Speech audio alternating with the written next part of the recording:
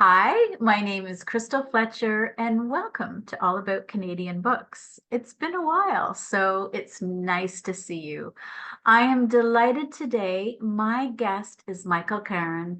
He is the winner of the 2024 Guernica Prize for Literary Fiction, and his fantastic novel is called Edisson and Jeremiah. Before we speak with Michael, I'd like to tell you a little bit about him and a little bit about his award-winning novel. So Michael has written several novels and nonfiction books, and he, like many others, fears for the future of Western civilization. As one who believes in fearless books and essential tools to preserve what we hold dear, Michael is hard at work on his next civilization-saving work. And Michael, I hope you're writing fast. That's all I can say. Write fast so it can go out in the world. All right, so I'd like everyone to picture this. The year is 2020. It is the height of the pandemic, and a mysterious woman gives birth to a boy named Edison. 14 years later, the boy performs a magic show that is unlike anything that's ever been staged. It's a magic show destined to be the most watched, the most debated, and most controversial in history. And I will leave it at that because Michael has so much more to tell us about his book. Michael, congratulations and welcome to All About Canadian Books. Very much, Crystal. It's a delight to be with you. I should begin by saying it's a little bit ironic that your program is called All About Canadian Books, because although I am a fierce, proud Canadian and always will be, the book I've written is about America, because I believe that the most important story in the world right now is coming out of that country. My book is an allegory. Edison and Jeremiah are two polar opposite characters, and yet they're both profoundly American. And that's what we see happening in the United States now. We see almost a civil war occurring morally, politically. In terms of Edison being a magician, let me explain it this way. Somebody asked me the other day, who is Edison? What is Edison? And I answered this way. I said, think for a moment that you're in the 18th century and in a village, and someone drives a Corvette Stingray into that village. You would think that person is a god or an incredible magician. Or think of Victorian England and someone showing up with an iPad in Victorian England. Well, Edison is a character who comes to us from the future. And I'm sure, as I'm sure everyone is sure, that there will be advances in the future that, if they were presented to us today, we would look upon them as indistinguishable from magic. Those advances are coming. Edison plays that role in this novel. For a very long time, in fact, the first 10 or 12 months of the 43 months that I was writing this novel, it was called simply Edison. I saw him as an avatar of America, of innovation, of progress, and quite possibly of the next step in human evolution. And he had to be American because America has been the most innovative country in the history of the world. But it was when I started meeting the members of his audience that a ruin of a man showed up named Jeremy Vanderbilt Delaney. And in the course of the magic show, we learned through flashbacks that this gentleman used to be a patrician, a Boston Brahmin, a journalist, a highly successful human being who fell. And he fell deep, he fell profoundly, in exactly the way that I see half of America having fallen. We come back to allegory. My novel is an allegory. It tells a story relentlessly on the surface, because the first function of a novel is to entertain, and therefore the story takes center stage. But allegory means that beneath the story, beneath the surface, there's something else happening in the form of a moral or a principle or even a lecture, which the reader should understand by the time the reader gets to the end of the book. My principle, my moral, my lecture is not completely hidden. And I've got stuck on a certain phrase to describe it. My book is about the pathological duality in American culture. Edison, progress. Jeremiah, throwback. Because what happened in America over the last 10 years is a reactionary psychosis that took place there. And we see the result. We see it every day in the news. We have to endure it every day in the news. We have to suffer it every day in the news. So if I may ask, Michael, what came first to you? Was it Edison or the plot of the story? Came to the book with just the vision, the idea of a young boy putting on an incredible magic show. I had nothing else. I had nothing else.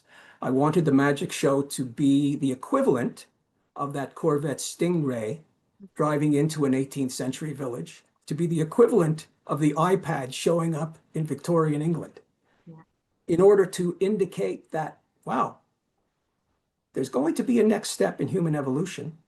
And my idea of it is embodied and personified in the character of Edison. And Edison, oh my gosh, talk about captivating characters. Like right off the bat, I was captivated by this 14-year-old boy, like his language, the way he drew people in. I thought he was a fantastic character. And, as writers, we're all captivated by our characters too. And I was wondering if you could explain how you feel about your Edison. What's your relationship with him? Again, I go back to my theme, my Yeah, allegory. yeah. He is representative of hoped for progress. He is representative of, quite possibly, as I've mentioned, the next step in human evolution. What would that be? Well, this is my imagination of what that would be in Edison.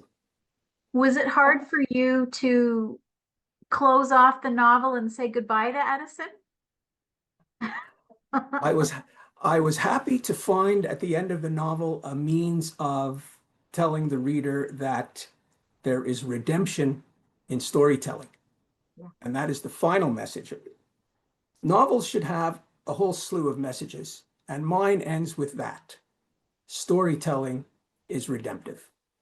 And another thing too, Edison and Jeremiah is really a novel that I felt, Michael, that I could read multiple times because it's so deeply layered and there was a lot going on. And I was like, I just felt like I could read it again and get something new out of the novel. So when you started writing it, I mean, it's so richly layered. We learn the backstory of Edison's mom, his dad's, all the characters who are present at at the magic show. Was it that when you first started writing, did you envision it being that layered, or did it change and evolve as you got deeper into the story? My answer to that question is actually a lesson for would-be writers. Would-be writers might be sitting back and waiting for inspiration. My advice to them is do not wait. Sit down and start. When I began this novel, all I had, as I mentioned earlier, was the vision of this boy putting on a magic show.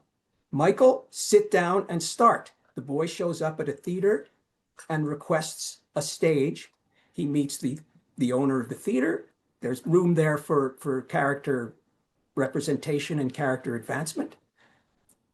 There's a superintendent of the theater. There's room there for character advancement.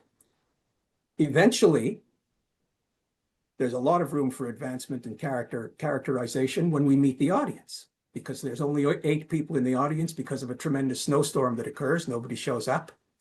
But this allows us to get to know those 8 people very, very well. Again, young writers, don't wait. Sit and write. Start. Just have one idea and go with it. Organically, the thing will grow. That's what happened with my book. From one idea to another, it grew. Yeah, and it's incredible. I really enjoyed it, Michael, really wholeheartedly. And I will read it again because I think there's a lot to learn from your novel, and hopeful too, I might add. Let me add one thing about Sure. the fact that it's an American book and I'm a Canadian. And it's not only because I learned from Hugh MacLennan when I took 2 courses with him in 1972. Hugh MacLennan said, and I quote, "When boy meets girl in New York, you've got a story. When boy meets girl in Winnipeg, who cares?" It's not only because of that that I wrote this book set in America. It's because writers really should attempt to interpret what's going on in the world and look at the most important stories that are going on in the world. And frankly, what is happening in the United States right now is the most important story in the world. And we hope that it ends well. Yeah, yeah, it's horrifying. I mean, it's just that's all I'll say is it's horrifying. Um, Michael, on a happier note, how did you learn about the Guernica Prize and what made you decide to submit Edison and Jeremiah? I saw the Guernica Prize advertised on the web.